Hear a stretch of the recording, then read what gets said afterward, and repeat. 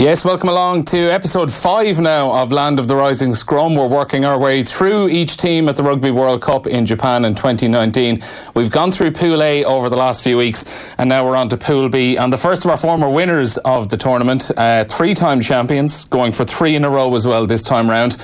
New Zealand, the All Blacks, what do we not know about them already? We know absolutely everything about them, but over the next little while, we are going to try to learn a little bit more as well. Joining me first on the line is a journalist based in New Zealand, a rugby writer, Jamie Wall, and soon to be author as well. Jamie, welcome aboard.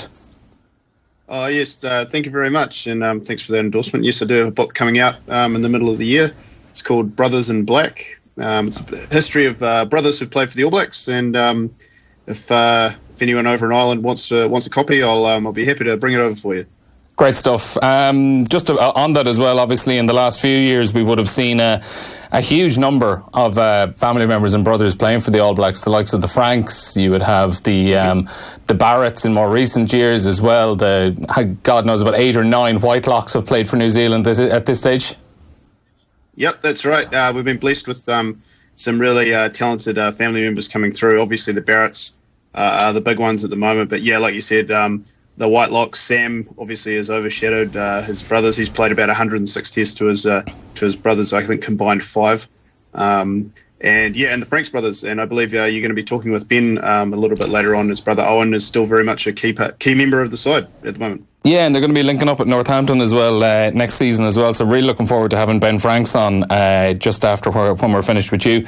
But a few months out from the World Cup, New Zealand are maybe back in November after they were beaten by Ireland. Some people were saying maybe now Ireland are the World Cup favourites. But given the way Ireland have gone over the last few months in the Six Nations as well, Jamie, have New Zealand become the favourites once again without actually having to kick a ball?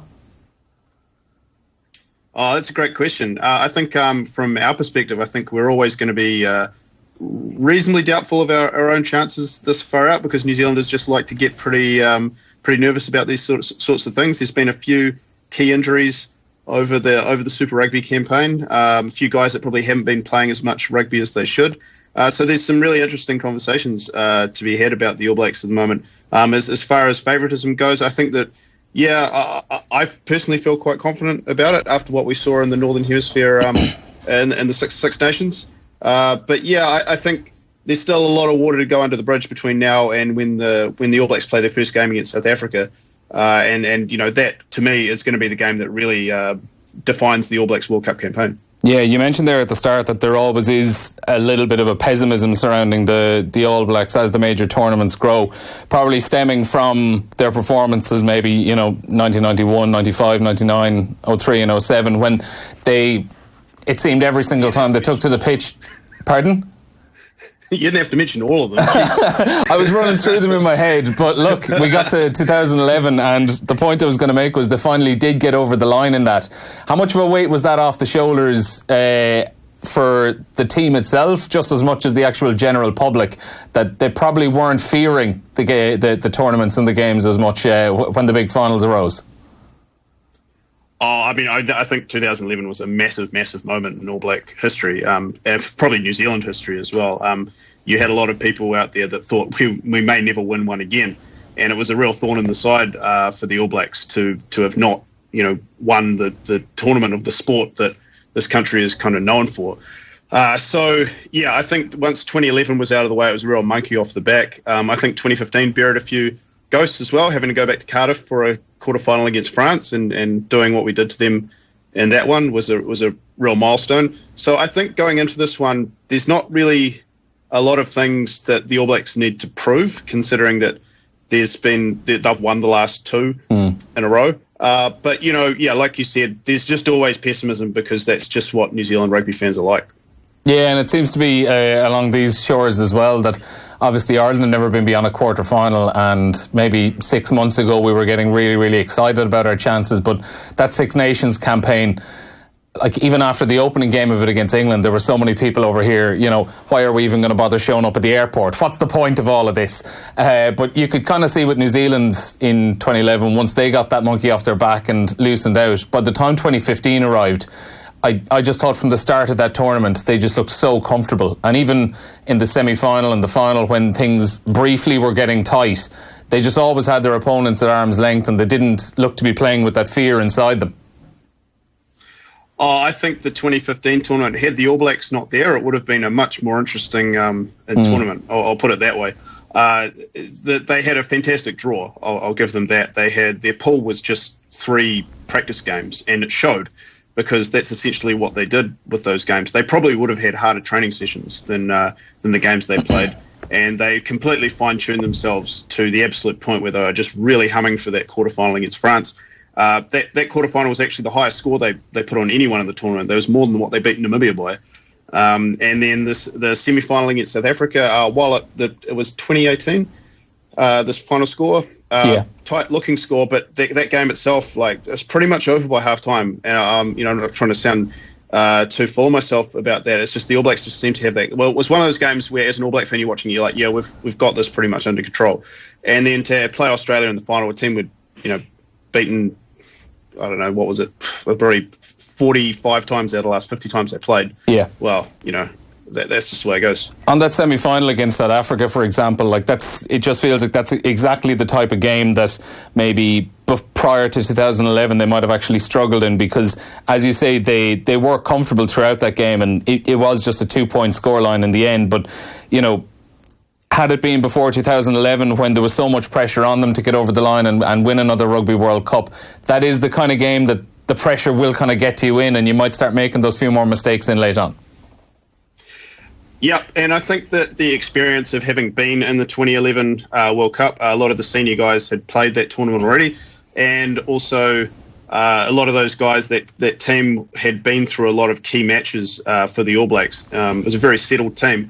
And then what you're looking at here going into this tournament, which I think is something that hasn't really been talked about that much, is that out of all of the teams that are going, the All Blacks a number of the All Blacks and a few of the Wallabies are the only ones that have actually played in a World Cup final. No one else in that tournament has actually got past a knockout game. No player at all. And I think that's a really big deal, is to be able to know that you're going into a knockout game at a World Cup, and to be saying to yourself, well, I've done this before. And no one in Ireland can say that. No one in England can say that. And no one in Wales can say that. So, that's something that I think really needs to be taken into account when you're trying to calculate the Northern Hemisphere chances at this World Cup. Yeah, you mentioned how it's a very settled team, but if you look at the players that have moved on since, or moved away from the All Blacks since the 2015 World Cup, like Dan Carter, Richie McCaw, Conrad Smith, Julian Savea, and Mai Nonu as well, who we'll get to in a minute, because there's a follow-up question to be had on him, obviously. But when you look at those players and the amount of caps they have had together, the experience those guys have, who are now gone from the All Blacks team, it just seems... There always just seems to be the most seamless kind of transition from one phase to the other. They never seem to go through a year or two like South Africa might have had a couple of years ago, where things aren't good, where they're really struggling. It's just you lose a player, someone comes in. How difficult it is to set up that kind of a culture. Oh, well, I mean, that's a culture that's been built on over a century of playing the game here. And also it's a culture that's been built on New Zealand's approach to the professional game, which is to really, really keep players in the country and set up a system that means that, like you said, as soon as someone leaves, they're able to be replaced straight away. The best thing about provincial and Super Rugby in New Zealand is being able to pick out the guys that you know are going to be All Blacks in the next World Cup cycle. We're already seeing it now. You're looking, basically this Super Rugby season is pretty much just a scouting mission for the All Blacks of who's going to be playing for them over the next 3-4 years. And I think that that's the culture that you've definitely got to be able to cultivate. But at the same time, it has been built over a number of years, and it's very hard to replicate. I think Ireland's doing a pretty good job of it at the moment by solidifying your provinces and centralising your player contracts. I feel like it's the only way to do it. It's pretty strange to be hearing that South Africa is moving away from that model at the moment. But I mean, they've got a lot of problems that, probably need a whole podcast on their own to explain. Yeah, we're hoping to get to South Africa next week, so there's plenty of questions we can ask on that one. I did mention Ma'a Nonu there a minute ago, and he's someone I'm going to bring up now because in 2015 he would have scored a try in a World Cup final, his second medal. Went off to Europe to play for a couple of years, and everyone just assumed that was the end of Ma'a Nonu's career as an All Black, but obviously came back into the Auckland Blues this year. And at the start of the Super Rugby season, a couple of people were saying, is there half a chance Ma'a Nonu could work his way back into All Black contention? We're coming towards the end of the regular season now in the Super Rugby. He's had a brilliant campaign so far. How close is he to, do you think, maybe coming back in? Well, personally, I think he's very close. He'd be one of the form midfielders of the competition at the moment. He's been the best player on what's been once again a very underperforming Blues team. He's come in and he's said all the right things and he's done all the right things. He's been a true professional that everyone knows he is, and he's playing good rugby. The only thing that makes me think he's probably not going to be involved is that they've already named the All Black training squads and everything, and they've had their foundation days that we went along to, and he wasn't involved in that. That's not to say he's not going to maybe not be involved down the track, but personally I think if he gets back in, it's not going to be the biggest shock in the world. It will be a bit of a shock to see a 37-year-old guy running around in an All Black jersey, especially out in the backs, but he's proving it out there. He's having a great season.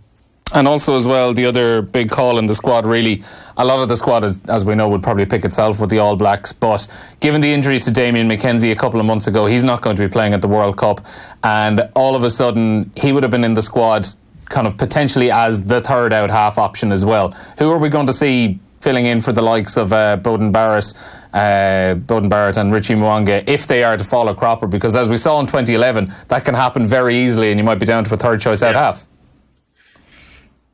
Yeah, that's absolutely right, and that's what everybody around here is freaking out about. And it's an interesting one because it's like, well, this can't possibly happen again. There's been calls to get Dan Carter to come back, which would be even crazier than having Ma'a Nonu. That's probably not going to happen because he's still got a neck injury that he's working through. To be honest, it's the one thing. How we talked about before about how there's kind of a seamless transition. You can go, oh, well, this guy's definitely going to come in. It's the one where you go, actually, we're kind of a bit short there.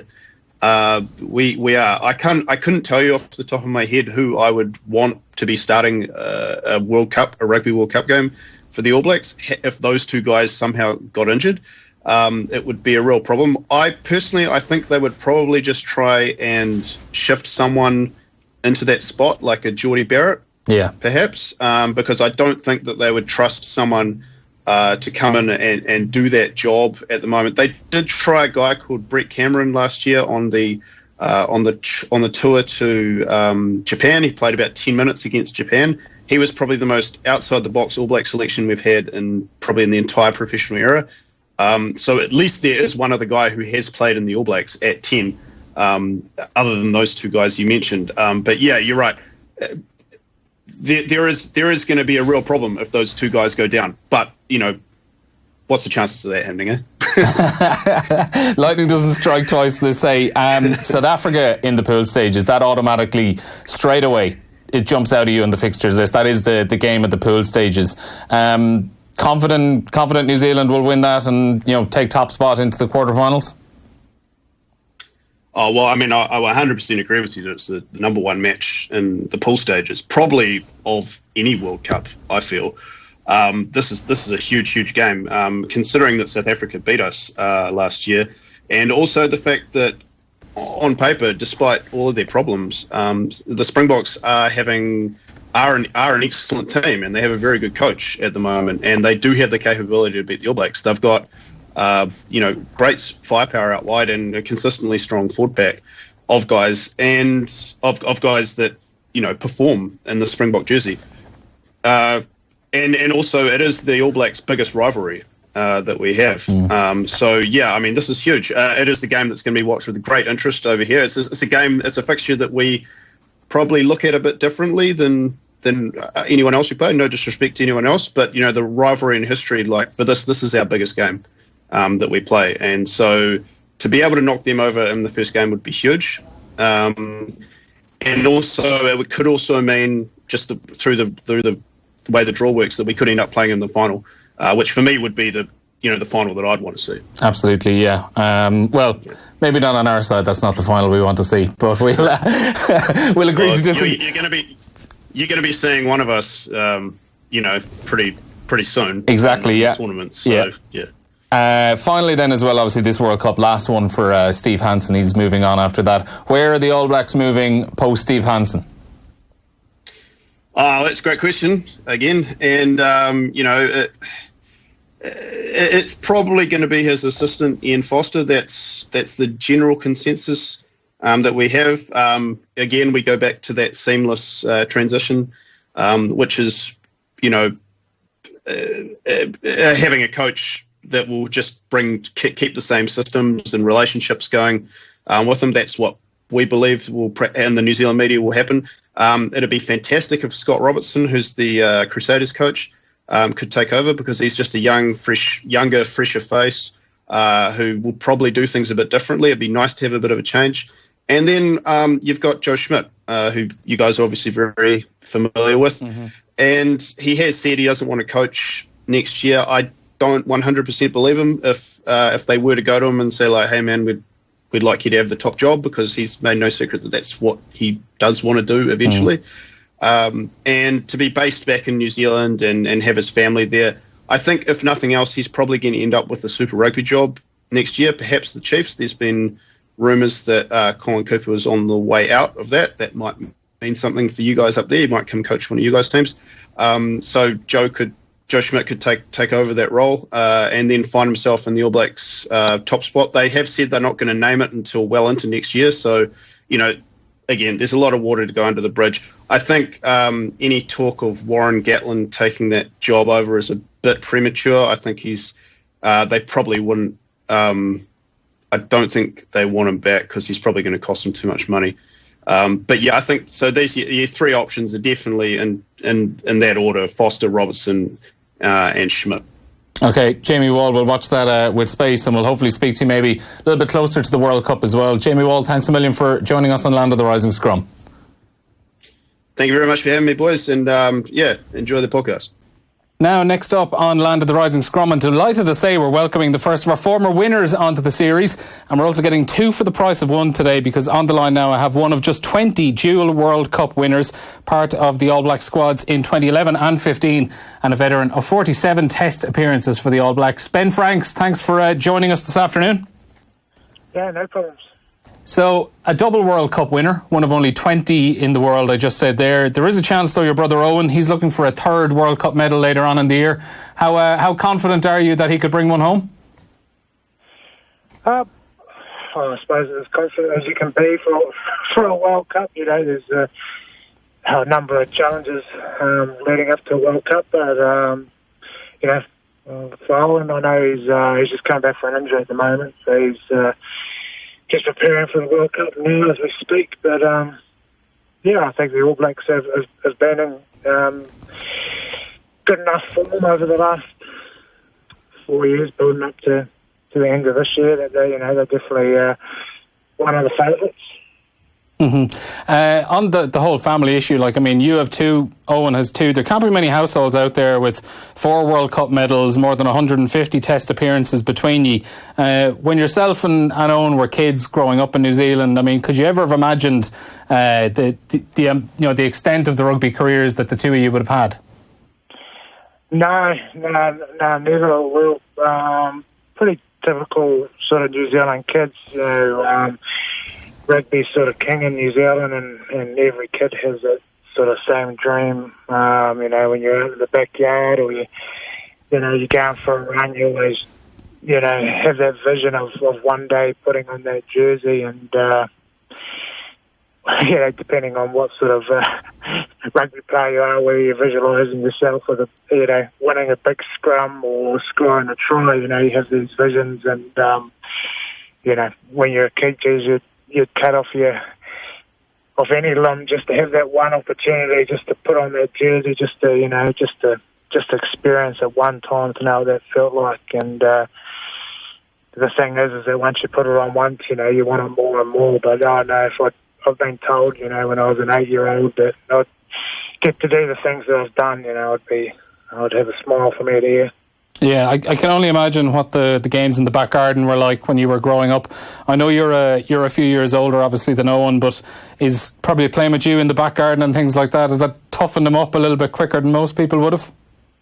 I suppose he's going to be over here at end of the year playing, so he might get an opportunity to ask him. But the games in the backyard were pretty good for me until Owen became a teenager and we all similar size, and then the games got a bit tougher. But we grew up sort of out in the country, so a lot of the times we just had ourselves, me and Owen. So we did a lot of stuff together as kids, and then so it was my rugby sort of when you get to those sort of high school years and things start to become a bit more serious. Owen was tagging along the stuff I was doing, and then Owen's stuff got more serious, and we were just each other's training partners. Just the whole way through, really, up until I'd moved over here. So I think it's definitely something we both sort of point to that really helped us, in our careers. Did it become strange, the brotherly dynamic then, when as the two of you got older, all of a sudden you were playing for the Crusaders together, you were playing for the All Blacks together? I know you kind of switched over and back earlier on in your career between loosehead and tighthead a lot, but essentially you were kind of competing for the same place in the team as well. A little, but not really as much as I can easily see how, looking from the outside in, how that would look. But I think me and Owen just got used to competing. That it was sort of natural. I said we sort of just had each other for a lot of times, as playing together as kids do.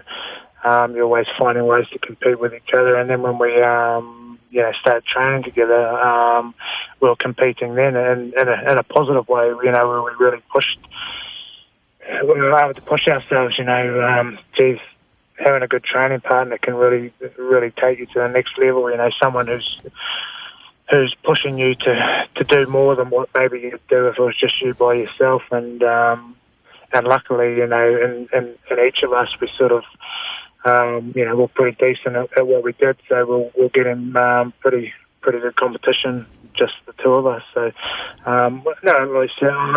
it just became natural for me. It was a real positive thing to have in my career, just being comfortable competing. Mm-hmm. From a family point of view as well, like for your parents, for the rest of your family, the first time the two of you would have been involved together in an all-black squad for a test game, like I can only imagine how proud a moment that was for yourselves and for the rest of your family. Yeah, it was. The family, they sort of go through just as much as you do. They're along for the ride. Dad was up early hours, helping us, right from day one, and Mum's been mums, do what they do, keeping us fed, keeping us balanced, make sure. You say she kept you fed. It must have been a pretty expensive food bill every week, I'd say. Yeah, I think it was, at the time, you never really think about it, but once you sort of get a bit older and you have your own kids and you realise, how much food costs, I can understand sometimes why she's getting a bit angry when me and I were going back for our third bowl of Wheat Bix or something. So, but no, the family's been there along the whole way. I had my debut with the All Blacks 2008. It wasn't a test, but I played against Munster. I saw that actually earlier on. I was going to ask you about that because obviously, Munster are a huge team over here. What was it like? Even just it was the early days of Thomond Park. I know I'm from Limerick. I would have been a teenager around the time when you toured and came over and played against Munster at Thomond Park. Like for us, it was this absolutely enormous occasion seeing the All Blacks and the stories we would have heard going back as far as 1978 when Munster had beaten the All Blacks. Granted, that obviously wasn't a test appearance, but it was your first taste of putting on the All Black jersey. Yeah, that's why I always go back to it, because he was just saying, what was it like when me and Owen first made our test debut together. But, even though the Munster game was down as a game, I just consider it that was my first test, because that first feeling of getting presented the jersey, getting to put it on, getting to do the haka, and the atmosphere and the occasion was a test occasion to me. Like the atmosphere there, we only just won in the last minute. Just the whole build up to me was my first experience of it, and then when I actually got my first test appearance was against Ireland again in New Zealand, and every test is special. But when I got to that test, I felt more relaxed, because I felt like I'd been through a test in the game against Munster. I couldn't think of a better way, better experience to get to put on the jersey than the opportunity I got to do it against Munster. That whole week was fantastic, and we sort of got to know about the history of Munster and the All Blacks from the day, from pretty much as soon as we arrived in Limerick. I think we got bussed over. Limerick had put on like a welcoming thing for us, and the welcoming occasion was they put on a play of the when Munster beat the All Blacks. So, so we knew we were in for something that weekend, and we definitely got a tough game. And they very nearly had a chance to write another play. It was a very close call on the night. Yeah, I know. It's just funny how things work out. I don't know if I'd be talking to you if we'd lost that game. But you obviously have fond enough memories of playing Ireland, because, as you kind of hinted there as well, your full Test debut was against Ireland in 2010. You scored a try on that one as well. And the only other occasion where you crossed the whitewash in a Test match was also against Ireland, the game at the Aviva Stadium in 2013, which is one in Ireland that we do not like to talk about too much, because that was as close as Ireland had ever really got to beating the All Blacks, and as New Zealand always do, came back and stole it at the end. Yeah, and I sort of look at obviously, Irish fans look at that game in a different way, but I look at that sort of game as a really, if there was one thing I put down to winning the 2015 World Cup, I think that game was one of them, because we had a number of games up.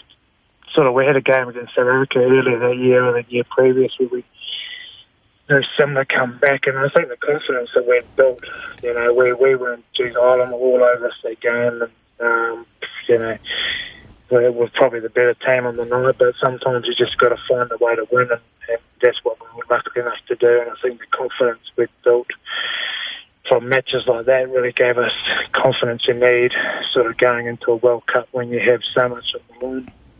Yeah, and that kind of inbuilt will to win when the game mightn't necessarily be going for you. It's obviously something we would associate with the All Black teams of the last kind of 15 years or so. Is it just something that is just built into the culture, that when you come into the camp, the guys around you are kind of built to go those 80 minutes, and even when the game isn't really going for you, we've always seen it that when New Zealand get a run on a team, they're just absolutely devastating, and it's so hard to kind of fight back that tide.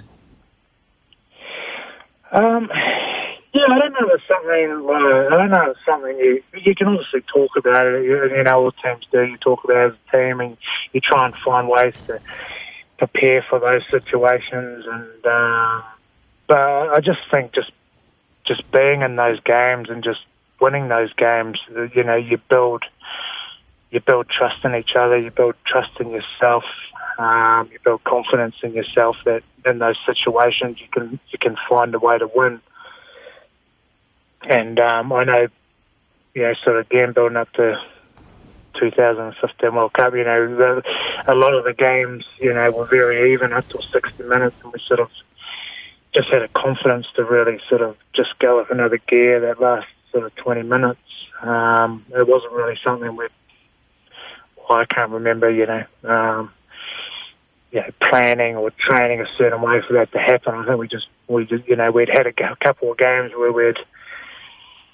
where we'd managed to win in that last 20 minutes, and I think we just had a lot of confidence, in our ability to string together those wins and those dying minutes. Was the kind of the experience of getting over the line and winning a World Cup in 2011, did that have a big impact on, you know, your confidence to outlast opponents by the time 2015 arrived? Because that monkey was off your back at that stage. The pressure wasn't on you as much, and you know, you're probably not as worried heading into the I suppose the championship minutes, as you call it. Yeah, there's definitely pressure going into the 2015 World Cup. There was a different pressure, I suppose. Yeah, like I sort of started coming into the All Blacks. Even 2007, I was in, for camps and stuff. But from 2008 onwards, it didn't matter really what you did in the All Black jersey, wherever you travelled, whoever you bet. There's just always that monkey on your back that you couldn't do it in a World Cup, which is it's not a nice feeling to have, because you as an All Black, you want your time in the jersey to be a special one, and you want to enhance that sort of legacy of the jersey. So to always have that in the back of your mind that you just haven't been able to get over the line of the World Cup. We definitely had that pressure going into the 2011 World Cup. So I think for that one, a big factor was just their home support. They'd been so good. All Black supporters can be brutally honest at times. They expect a lot from the All Blacks, which is, I think, it's one of the strengths of the team. We've got a high standard to live to. But I just remember the World Cup, New Zealand just getting so behind it. It didn't seem to matter which way I was going to go. They were just proud of their team and really got them behind us. And I know that made a big difference to the team and the success we had that year. Yeah, on 2011, like I was going to ask, obviously it had been 24 years since New Zealand had won the inaugural tournament. They'd had a number of close calls and disappointments in the years since. Having the World Cup then on home soil is just another extra bit of pressure. And as you said there's always extra scrutiny in New Zealand of the All Blacks. They can be the fans can be, and media can be quite critical of the team at times, but it probably is just largely down to the standards the All Blacks set in the 4 years leading up to every World Cup. Was it something you could really feel, like the extent of the pressure coming into that tournament in 2011? There was a lot of pressure. There's always a lot of pressure. It was my first World Cup, but as a player, the whole 4 years building up a World Cup is just like you're trying to make the team, or just trying to make the team for that World Cup. There's enough pressure as it is, and then once you finally get the selection, then the build up to the World Cup, and then the World Cup itself is quite a long time too. So there's always that pressure. But I found with New Zealand it was quite hard to get away from the pressure, because it was everywhere you went. Which it definitely did help keep the team focused. But that's probably the big difference between the New Zealand and then the one in England 2015. I don't know. I don't want to say I enjoyed it more, but I felt like I could take the occasion in a bit more. There's probably a bit better balance. You could get out and get away from rugby for a little bit, and then when you come back into it, I feel like it was, the enjoyment was probably a bit more there. The enjoyment was there for the New Zealand one too, but it was just, that spotlight was on you from the day one that World Cup started until a week after it finished, So, so they're both two different World Cups, but two sort of great experiences. Yeah, I can only imagine. On 2011, you obviously didn't play in the final itself. It was a really close final. It probably wasn't the greatest game of rugby we've ever seen. Was it absolute agony to watch that game in full, sitting in the stands? Yeah, well, I was on the bench for that game. Sort of when they just had you had one prop covering two sides. So, so you sort of only got on if there was an injury. So, I was desperate to get on. But then you just, you're sort of helpless, aren't you? I suppose like everyone else in the stand. But, we managed to hang on, and the whole country was in party mode as soon as that. And what was that feeling like when the full-time whistle goes and you know that 24 years of waiting is over for New Zealand, all that pressure that you'd built up over the course of the previous 4 years, and in particular during the tournament itself, it's just the vacuum had been broken. It was celebration time. You'd finally got your hands on a World Cup. I think you get different answers from everyone, but I know for me and maybe a few other guys, I was just more relieved, really. Like I said, it's just been such a big build-up. Like it's more than just the tournament. It's 4 years getting to the tournament and the tournament itself. I was just relieved that we're able to do it. For ourselves as a team, but then for the country too. There's sort of been that monkey on the back for so long. It was nice to.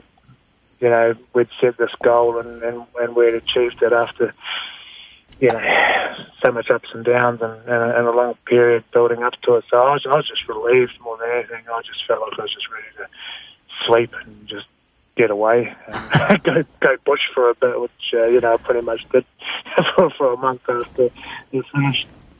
And for the 2015 final then, you were saying that was a tournament you could kind of enjoy a little bit more, and you must have been delighted then. Obviously you made it onto the pitch in the 2015 final, and obviously as well that was your last appearance for the All Blacks because you moved on to London Irish afterwards. A perfect way to kind of just bookend the international career. Yeah, I sort of made a decision after 2011, as much of a high that World Cup was, I did have a burning desire to go to another World Cup and to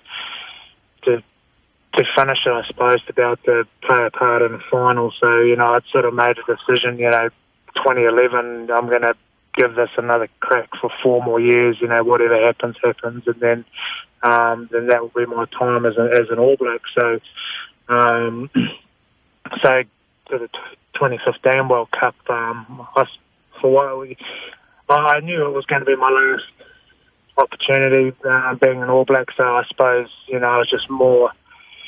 I think when you always know there's another year, you sort of, right or wrong, you're sort of always looking forward, but then, because I knew this was it, I was just sort of more in the moment. So I really enjoyed, I knew everything was the last opportunity, so I just was more mindful to take everything in and enjoy it, and it was my second World Cup too, so I knew what it was about a bit more. So I just enjoyed the whole experience a bit more. Just took time to take it all in, and maybe that's why I probably have fond memories of the 2015 World Cup. Do you have a particular place at home where you kind of keep the medals locked away, or are you one of those people where they could be in a shoebox up in the attic and you might not really get around to admiring them until you've fully hung up the boots?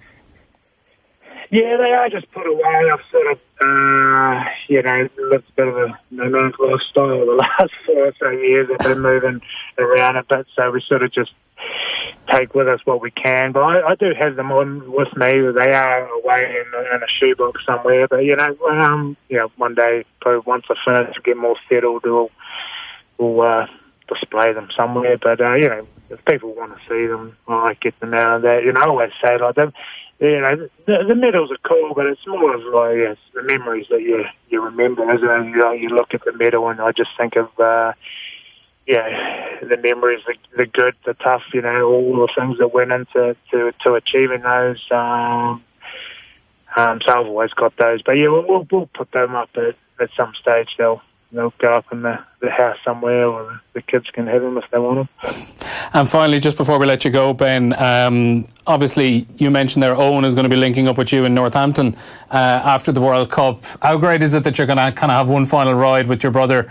And, did you maybe think a few years ago that opportunity might have passed itself? And I would imagine also you had a big role to play in him joining the Saints. Were you acting as an agent of sorts?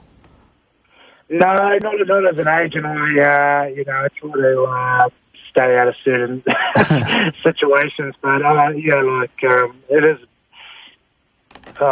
it is just a good fortune, really. Like I did towards the end think, it'd just be great to play together one more time. Not even just play together, just the training and everything else that goes into it. I just thought, it'd be a great way, because my career's, it's towards the end of it now. It hasn't got too much further to go. So I thought that'd just be great. Even if we're just on the same side of the world as each other, that would have been quite good.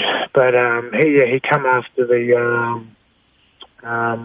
autumn test. He come and stayed for a week, and we got him down because I know he was keen to come for the premiership. We'd always watched it from afar, and he come and seen the atmosphere at Northampton, and he really enjoyed it. Not much come from it for a number of months. I just got a phone call out of the blue. That Owen was on holidays. I've signed for Northampton. They've sent through a contract. I was oh, sweet. So it's funny.